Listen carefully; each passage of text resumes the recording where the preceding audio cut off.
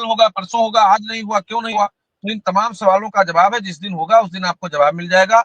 और मेरा निवेदन फिर शिक्षा मित्र भाइयों बहनों से है कि अपने दायित्वों का निर्वहन करिए, कर्तव्यों का पालन करिए, विद्यालय परिवार से आप संपर्क में रहिए, विद्यालय परिवार को आप इकट्ठा रखिए, और ऐसी स्थिति ना आए कि एक शिक्षा मित्र के कारण पूरा शिक्षा मित्र समाज बदनाम हो, एक अनुदेशक के कारण पूरा अनुदेशक बदनाम हो।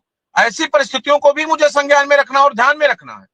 इसलिए मेरा निवेदन है, जिनका भी प्रकरण ऐसा है, व्यक्तिगत रूप से अगर लिखित रूप से वो संगठन से अनुरोध करेंगे और अपनी समस्या से अवगत कराएंगे, तो संगठन पूरी तरह से एक एक शिक्षा मित्रों के साथ खड़ा है और इस लड़ाई को भी लड़ने का काम करेगा। और जब तक ये बात हवा में तैर रही है तो इस पर हमारा कोई कमिटमेंट नहीं है। जैसे ही हमारे साथी, हमारे भाई बहन हमको अवगत कराएंगे, उनकी सच्चाई से हम अवगत हो जाएंगे, उस हिसाब से हम पैरवी का प्रयास करेंगे। जी मिश्रा जी। शुक्ला जी, मेरा इसमें एक सवाल है आपसे।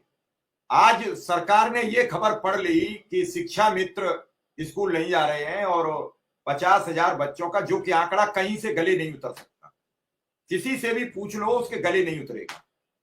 दूसरे खबर में नीचे संवाद लिखा हुआ है, जो हमारा टेक्निकल काम होता है हम पत्रकारों का, मतलब किसी से पूछा और उसने खबर छाप दी है। आप ये समझिए, क्या शिक्षा निदेशक पूरे विभाग को नहीं देखती हैं? क्या जिसने भी लेटर बनाया होगा उसने ये नहीं अंदाज लगाया कि इसमें एक शिक्षा मित्र पर कितने छात्र आ रहे हैं?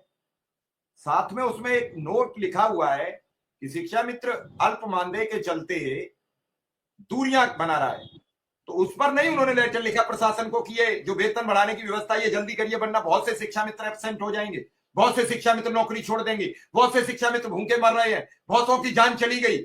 ये सरकार को नहीं लिख सकती थी? वो लेटर लिख सकती थी, उनके अंडर है, वो लिख सकती थी। प्रमुख सचिव बेसिक शिक्षा को वो लिख सकती थी, अपर प्रमुख सचिव बेसिक शिक्षा को, वो बेसिक शिक्षा मंत्री को भी लिख सकती थी। क्या उन्होंने लिखने की जहमत उठाई? देखिए मिश्रा जी, जी बड़ा स्पष्ट मत है। उनके उनके उनको संज्ञान शिकायत का उन्होंने लिया, और जिसने भी शिकायत किया वो शिकायत नहीं है, उन्होंने अखबार की कटिंग ली, अखबार की कटिंग पर किसी ने IGRS पूछ लिया, अखबार की कटिंग पर लिया। अखबार की कटिंग में किसी बहुत विशेष हमारे शुभचिंतकों ने उनको अखबार के हमारे पत्रकार साथियों को सूचना दिया होगा। और ऐसी स्थिति, ये सब केवल आंकड़े लगाए जाते हैं, अनुमान लगाए जाते हैं कि इससे बदनाम किया जाए, अब शिक्षा मित्रों को इससे बदनाम किया जाए, सरकार की दूरी इससे बढ़ जाए, तो हम उसमें से नहीं है। हम पूरी तरह से सरकार। शुक्ला जी, नहीं, मैं रोकूंगा। उस खबर को वायरल कौन कर रहा? सबसे ज्यादा शिक्षा मित्र, सोशल मीडिया पे शिक्षा मित्रों ने वायरल की है, कोई नहीं करता है। खबरें वायरल करने का ही आप लोग काम करते हो। शिक्षा मित्र को यही नहीं पता है कि मेरी मौत कहां होगी और मेरे लिए गलत क्या है, मेरे लिए सही क्या है। इनको तो केवल दौड़ाने से मतलब है। तो कुछ लोग उंगली दौड़ाते हैं, उनसे मैं कहूंगा कि वो सावधान रहें। और जिसने भी ये सूचना अखबार में दिया वो पूरी तरह से शिक्षा मित्रों के निगेटिव है। और सरकार के जिन अधिकारियों ने ऐसा संज्ञान लिया है, उनको अपने समस्त जिला बेसिक शिक्षा अधिकारियों से, खंड शिक्षा अधिकारियों से इसकी सूचना संकलित करना चाहिए।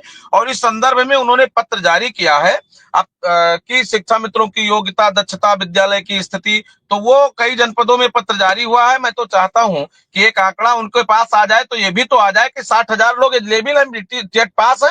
60,000 लोग जो टेट पास है, उनको हम अध्यापक नहीं बना पाए। वो तब के टेट है जब सुपर टेट लागू नहीं था। यह भी बात आ जाए कि शिक्षा मित्र जब से काम है 25 साल हो गया, 25 साल में उसको 7 साल में हम 1 पैसा वृद्धि नहीं दे पाए। तो ये आंकड़ा सबको लेना चाहिए और लेकर के करना चाहिए।